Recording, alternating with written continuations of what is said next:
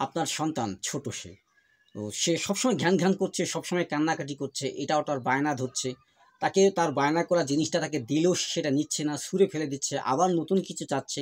সে সবসময় কোলে উঠে মানে কোলে উঠে বেড়াতে চায়, সে কোল থেকে নামতে চাচ্ছে না।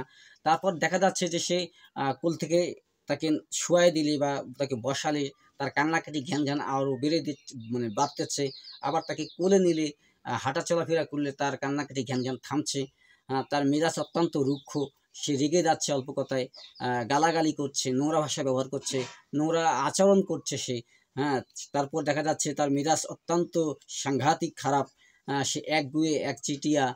এরকম যদি তার আচরণ হয় আর সে যদি ঘুম না পারে, তাহলে তার জন্য আপনি হোমিওপ্যাথিক মেডিসিন ক্যামোমিলা সেবন করতে পারেন। তো সুপ্রিয় বন্ধুরা, ক্যামোমিলা ওষুধটি যদি তাকে দেওয়া হয়, সে তার এই সব খারাপ অভ্যাস থেকে বা খারাপ অবস্থা থেকে সে অতি দ্রুত মুক্ত পাবে ইনশাল্লাহ।